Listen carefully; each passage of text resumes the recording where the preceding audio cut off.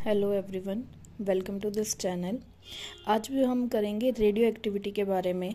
आज सबसे पहले बेटा हम रेडियो एक्टिविटी की कुछ डेफिनेशंस आपको समझाना चाहूँगी जो मैंने पहले से लिख ली हैं, और इस वीडियो का डिस्क्रिप्शन मैं आपको कमेंट बॉक्स में डाल दूँगी, वहाँ से आप लोग डाउनलोड कर सकते हैं। आपके नोट्स तैयार हो जाएंगे इसके लिए।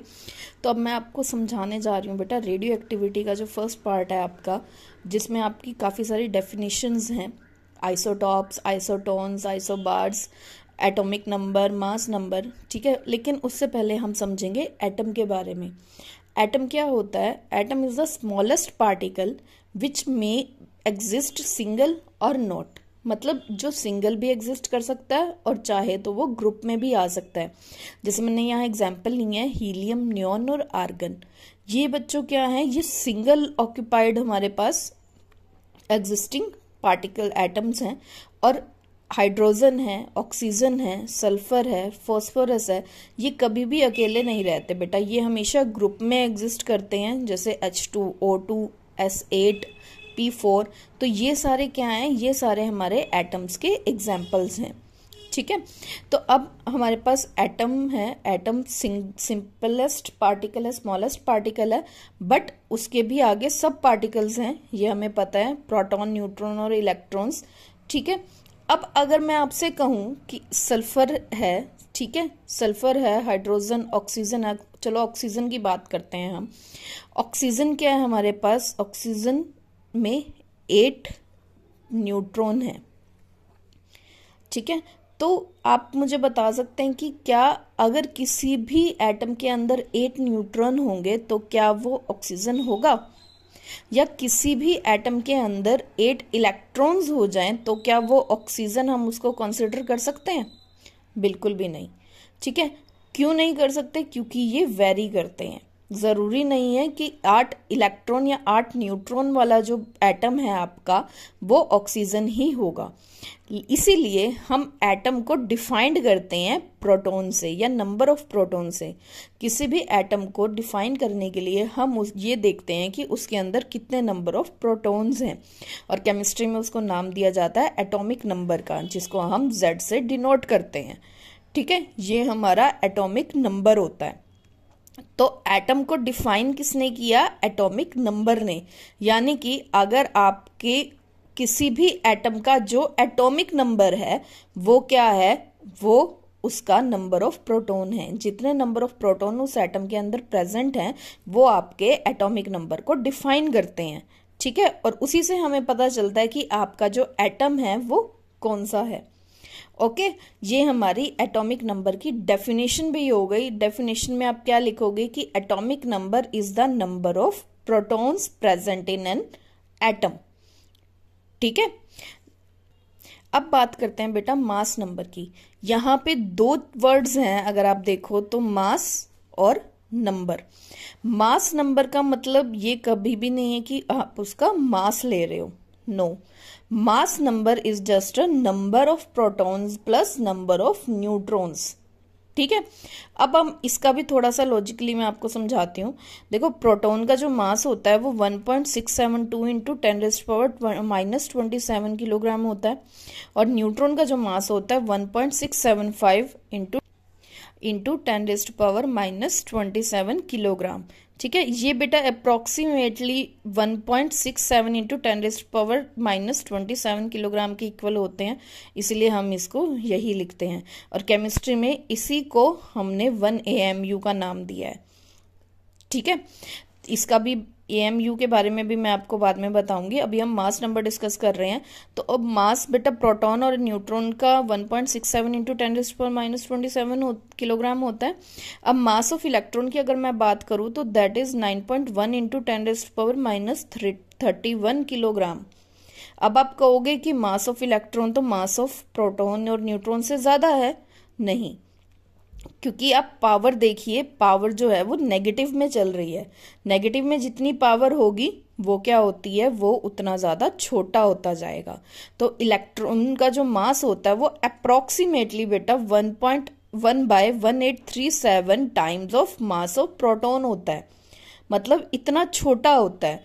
और इसीलिए इस स्मॉल मास की वजह से हम इलेक्ट्रॉन को मास नंबर में कंसीडर नहीं करते हैं। क्लियर है ये बात? हम मास नंबर में सिर्फ नंबर लेते हैं प्रोटॉन और न्यूट्रॉन का, क्योंकि वहां क्या है, हमारे पास जो मास है ऑफ इलेक्ट्रॉन है वो बहुत ही छोटा है एज कंपेयर टू प्रोटॉन और न्यूट्रॉन, इसीलिए हम उसको नेग्लेक्ट कर देते हैं। क्लियर है ये बात? मास नंबर की कोई यूनिट नहीं होती, क्योंकि इट्स जस्ट अ नंबर। ये सिर्फ एक नंबर है, तो इसकी कोई यूनिट नहीं होती, नो यूनिट्स। ठीक है, और इसको हम ए से डिनोट करते हैं। एटॉमिक नंबर को हम जेड से डिनोट करते थे और मास नंबर को हम ए से डिनोट करते। अब एक सबसे इंपॉर्टेंट बात जो आप बेशक नोट कर लीजिए, लिख लीजिए जहां भी, वो क्या है कि मास नंबर हमेशा एटॉमिक मास से डिफरेंट होता है।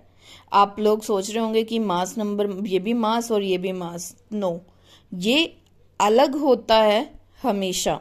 मास नंबर जहां पे एक होल नंबर होता है, वहीं एटॉमिक मास जो होता है हमारा डेसिमल्स में आता है ज्यादातर। अब इसको एटॉमिक मास को भी मैं नीचे आपको क्लियर करूंगी, एटॉमिक मास की जो यूनिट्स हैं और जो इसकी डेफिनेशन है एक्चुअल, वो हम नीचे डिस्कस करेंगे। अभी फिलहाल ये नोट कीजिए कि मास नंबर जो होता है वो एटॉमिक मास से डिफरेंट होता है। अब मास नंबर क्या है मेरे पास, A is equal to number of protons plus number of neutrons. Number of protons को मैंने नीचे क्या बताया था आपको कि ये Z होता है, एटॉमिक नंबर होता है, प्लस नंबर ऑफ न्यूट्रॉन्स। ठीक है, तो इसका फॉर्मूला हो गया A is equal to Z plus N, भी कर सकते हो आप इसको Z प्लस N। ठीक है, तो अब यहाँ पे अगर मुझे नंबर ऑफ न्यूट्रॉन्स निकालने हो तो वो क्या हो जाएंगे, A माइनस Z। ठीक है, ये आपके पास फॉर्मूला आ गया। अगर आपको मास नंबर निकालना हो तो आपको number of protons plus number of neutron आप निकाल सकते हैं, या atomic number plus mass number of neutrons, और या अगर आपको नंबर ऑफ न्यूट्रॉन्स निकालने हो तो आप मास नंबर में से एटॉमिक नंबर को माइनस कर दीजिए, आपके पास नंबर ऑफ न्यूट्रॉन्स आ जाएगा। अब इसका एक एग्जाम्पल लेते हैं। ठीक है, हमने लिया है ऑक्सीजन। ऑक्सीजन को हम इस तरीके लिखते हैं 8 और ये 16। नीचे बेटा हमेशा हम फुट के अंदर Z लिखते हैं। ठीक है, Z यानी एटॉमिक नंबर, और हमेशा ऊपर की तरफ हम लिखते हैं मास नंबर। ठीक है, तो ऑक्सीजन लिखा जाता है 8 और 16, यानी ऑक्सीजन के अंदर 8 एटॉमिक नंबर है, उसका 8 प्रोटॉन्स है, और यहाँ पे अगर मैं बात करूँ मास नंबर उसका 16 है, तो उसके अंदर क्या हो, ऊपर वाले फॉर्मूले से N is equal to A minus Z से 8 ही न्यूट्रॉन्स आ गए। ठीक है, तो अब अगर ये न्यूट्रल है तो इसके अंदर क्या होगा, 8 प्रोटॉन्स हैं तो 8 ही इलेक्ट्रॉन्स होंगे, क्योंकि प्रोटॉन के ऊपर पॉजिटिव चार्ज होता है, न्यूट्रॉन हमारे न्यूट्रल होते हैं, इसीलिए हमने इसका नाम न्यूट्रॉन रखा, और इलेक्ट्रॉन पर नेगेटिव चार्ज होता है, तो पॉजिटिव और नेगेटिव मिलके इक्वल होंगे तो ही वो उसको न्यूट्रल बनाएंगे। क्लियर ये बात? तो इसमें क्या होगा, 8 प्रोटॉन 8 न्यूट्रॉन और 8 इलेक्ट्रॉन होंगे। अब अगर मैं इसका स्ट्रक्चरल फॉर्मूला दिखाऊं थोड़ा सा, तो 8 प्रोटॉन और 8 न्यूट्रॉन हमारे पास क्या हुआ, इनसाइड द न्यूक्लियस, और इलेक्ट्रॉन बाहर ऑर्बिट में होते हैं, तो वो 2 और 6 की रेशो में होंगे। फर्स्ट में 2 आएंगे और सेकंड वाली में 6 फिल होंगे। ठीक है, इस तरीके से हमारे पास क्या है, ऑक्सीजन की जो कॉन्फ़िगरेशन होती है। अब ये एक किसका आइसोटॉप है, ये भी ऑक्सीजन है बेटा, देखो, क्योंकि ऑक्सीजन मैंने आपको बताया था कि एटम हमेशा उसके नंबर ऑफ प्रोटॉन से डिफाइन होता है, तो इसका एटॉमिक नंबर भी 8 है। मास नंबर का हमें कुछ नहीं करना, हमें क्या करना है, हमें सिर्फ नंबर ऑफ प्रोटॉन्स देखने हैं। अब इसके अंदर नंबर ऑफ प्रोटॉन्स तो 8 ही है जो हमारे ओरिजिनल ऑक्सीजन में होते हैं। अब इसका पर मास नंबर 17 है, दैट मीन्स इसका न्यूट्रॉन क्या होंगे, नंबर ऑफ न्यूट्रॉन इसके 9 होंगे। ठीक है, ये आपका आइसोटॉप बन जाएगा ऑक्सीजन का। आइसोटॉप की डेफिनेशन भी हम आगे करेंगे। तो अब यहां से आपको एक बात क्लियर हो गई होगी कि हम हमेशा एटम को उसके एटॉमिक नंबर से देखते हैं, जितना उसका एटॉमिक नंबर होगा वही हमारा एटम को डिफाइन करेगा कि हमारा एटम जो है वो कौन सा है। क्लियर ये बात? अब बात आती है हमारी एटॉमिक मास की। कई क्या करते हैं बच्चों, मास नंबर और एटॉमिक मास में कंफ्यूज हो जाते हैं, लेकिन आपको कंफ्यूज नहीं होना है। एटॉमिक मास और मास नंबर दोनों अलग अलग चीजें हैं हमारे पास। अब एटॉमिक मास को अगर मैं थोड़ा सा डिफाइन करूं तो क्या होता है, हमारे पास एक कार्बन 12 आता है। कार्बन 12 हमारा कार्बन है, तो कार्बन 12 का जो एक्चुअल एटॉमिक मास होता है दैट इज 12 AMU। AMU इसकी यूनिट है। कई जगह पे हम इसकी यूनिट U लिखते हैं, अब फिलहाल हम U में आ गए। अब एटॉमिक मास को हम U से लिखते हैं, यूनिफाइड मास से। AMU है एटॉमिक मास यूनिट, और अब U हमारा यूनिफाइड मास है, तो इसीलिए अब इसकी यूनिट U लिखी जाती है। ठीक है, हम कार्बन 12 को बेटा एक कह सकते हो कि एक आप इसको आइडियल लेके चलते हो। आइडियल का मतलब हुआ कि आप जो भी एटम ले रहे हो, आपको उसका मास देखना है, तो आप उसको कंपेयर करोगे कार्बन 12 के मास से। ठीक है, कार्बन 12 का मास 12 AMU होता है, यानी कि कोई भी एटम का मास आपको देखना है तो वो क्या हो जाएगा, किससे कंपेयर करोगे आप, 1/12 part of mass of carbon 12। ठीक है, जो कि अगर आप देखो तो 1 AMU होगा, आपको उससे कंपेयर करना, मतलब जो 1/12 पार्ट है कार्बन 12 के मास का, उससे आपको कंपेयर करना है। जितना मास आएगा वो आपका एटॉमिक मास होता है। अब यहाँ पे जो मैंने डेफिनेशन लिखी है बच्चों, एक्चुअल डेफिनेशन क्या है, average relative mass of its atom as compared with the mass of carbon 12 isotope. ठीक है, कार्बन 12 आइसोटॉप के मास से जब आप किसी एटम के रिलेटिव मास को, एवरेज रिलेटिव मास को कंपेयर करते हो, तो वो आपका एटॉमिक मास आता है। अब ये एवरेज रिलेटिव मास क्या है, ये भी मैं आपको क्लियर करती हूँ एक एग्जांपल से। अगर आपने कहीं देखा हो तो क्लोरीन का जो एटॉमिक मास दिया होता है वो होता है क्लोरीन का 35.5 U। ठीक, अब अगर आप देखो कि अगर जो क्लोरीन है, क्लोरीन का या तो 35 होना चाहिए या 37 होना चाहिए, क्योंकि ये इसके आइसोटॉप्स हैं। अगर मास नंबर और एटॉमिक मास सेम होता तो दोनों का जो आपका नंबरिंग है या जो वैल्यू है वो सेम आनी चाहिए, बट ऐसा नहीं होता। हम राउंड ऑफ करके लिखते हैं, लेकिन एक्चुअल डेफिनेशन में या एक्चुअली में वो दोनों इक्वल नहीं होते। आप अगर गूगल पे सर्च करोगे तो आप देखोगे कि कार्बन का जो मास है वो 12.00 समथिंग है, 001 समथिंग है, वो चलता रहता है आगे, तो उसको राउंड ऑफ करके 12 लिखा हुआ है। और कार्बन 12 से मेरा मतलब है कि एक आइसोटॉप कार्बन 12, और कार्बन का मतलब है जिसमें उसके सारे आइसोटॉप्स आ जाते हैं। आप समझ रहे हो बात को जो मैं कहना चाह रही हूं, कि कार्बन अगर आपका लिखा हुआ है, कार्बन का मतलब है जिसमें कार्बन 12 भी आ गया, कार्बन 13 आ गया, कार्बन 14 आ गया, उसकी अबंडेंस जिस रेशियो में होती है उससे हम निकालते हैं उसका मास। ठीक है, उसकी एवरेज हम निकालते हैं, तो वो लिखी जाती है। वो भी पूरी 12 नहीं होती है, हम अप्रोक्सीमेटली उसको 12 लिखते हैं। इसी तरीके से सारा होता है। अब यहाँ पे मैंने क्लोरीन लिखा है बच्चों, क्लोरीन का 35.5 है, 35.5 है। तो अब देखो क्लोरीन 35 और क्लोरीन 37, ये दो आइसोटॉप मिलते हैं हमें, ज्यादा जो अमाउंट में मिलते हैं। तो अगर मैं इसकी नॉर्मल एवरेज निकालू एटॉमिक मास की, तो आप 35 + 37.2 ये 36 आएगी, बट ऐसा नहीं है, ये सबसे रॉन्ग मेथड है। एक्चुअल में जो एवरेज निकालने का मेथड है वो क्या है, हम इसकी परसेंटेज एबंडेंस देखते हैं कि हमें जो नेचुरली ये मिलते हैं, हमारी अर्थ पे एग्जिस्ट करते हैं, तो वो किस रेशो में करते हैं। वो है क्लोरीन, जो क्लोरीन 35-75% मिलता है अप्रोक्सीमेटली, और क्लोरीन 37 जो है वो 25% अमाउंट में हमारी अर्थ पे एग्जिस्ट करता है। अब इनकी एवरेज निकालने का ये शॉर्टकट मेथड है कि एवरेज आप निकालो 35 जो उसका आइसोटॉप है, ठीक है, इनटू में जो उसकी परसेंटेज है, ठीक है, प्लस जो सेकंड वाला है और उसकी जो परसेंटेज है। आप जब इसको कैलकुलेट करोगे तो हमारे पास आंसर आएगा 35.5 U। ठीक है, वो है 35.5 U, जो कि उसका एटॉमिक मास है। क्लियर ये चीज? आई थिंक अब आपको क्लियर हो रहा होगा कि एटॉमिक मास और मास नंबर जो है दोनों अलग अलग चीजें हैं। ये हमारा एवरेज रिलेटिव मास है, और एवरेज रिलेटिव मास हम क्या करते हैं, इस तरीके से निकालते हैं किसी भी एटम का। क्लियर ये चीज?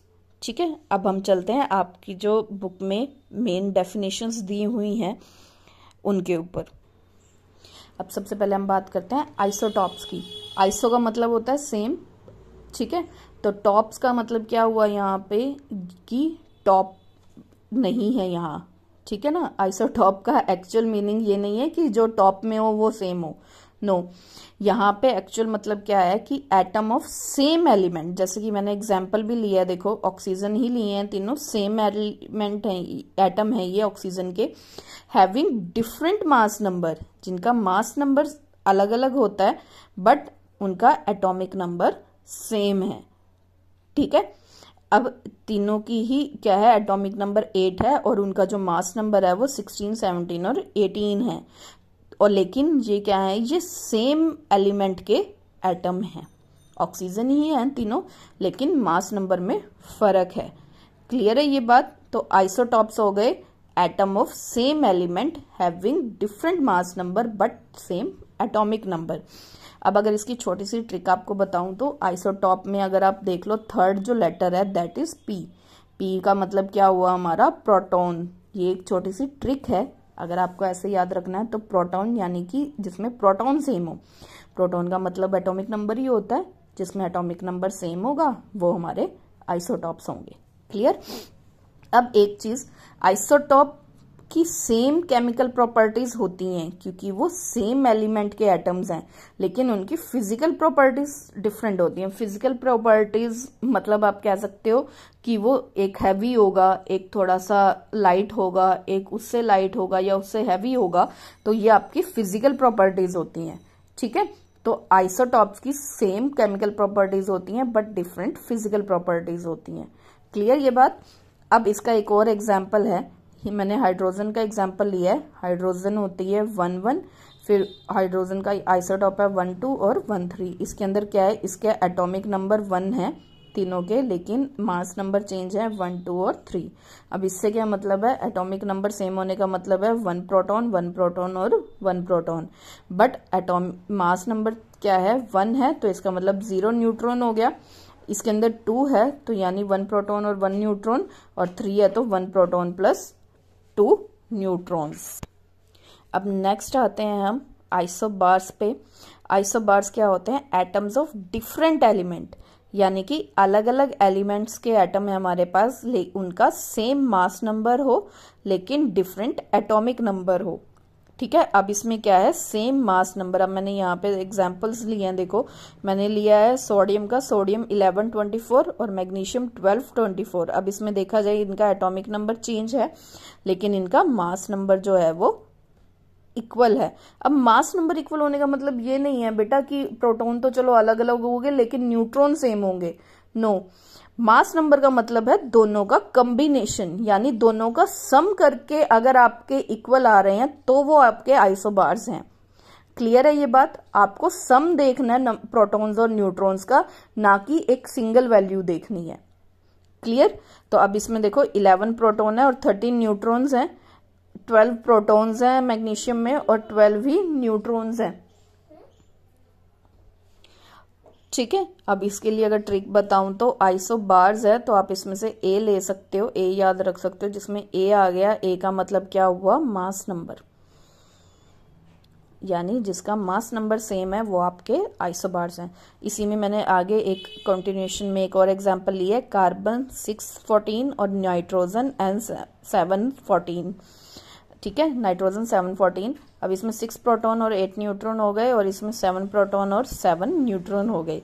अब देखो आपने इनमें ना तो न्यूट्रॉन सेम है ना ही प्रोटॉन सेम है, लेकिन इनका जो सम है वो सेम है, दैट इज 24 24, और इसमें 6 + 8 14 और 7 7 14, ठीक है। तो आपको सम देखना है मास नंबर के लिए, आपको एक सिंगल वैल्यू नहीं देखनी है, ठीक है। अब हम नेक्स्ट बात करते हैं आइसोटोन्स की। देखो जो आपकी बुक है, बुक के अकॉर्डिंग आपके आइसोटॉप और आइसोबार ही दिया हुआ है आपको, जो आपके एग्जाम में ज्यादातर पूछा जाता है, बट आप आइसोटोन्स और आइसोटर्स और आइसोइलेक्ट्रिक आप कर सकते हैं, ये मैं आपको समझा देती हूँ, ठीक है। आइसोटोन्स का मतलब है atoms of different elements having same number of neutrons, जिसमें सेम नंबर ऑफ न्यूट्रॉन्स होंगे लेकिन अलग अलग एलिमेंट के, तो वो आपके आइसोटोन्स होंगे, ठीक है। एग्जाम्पल है आपका कार्बन 613 और नाइट्रोजन 714।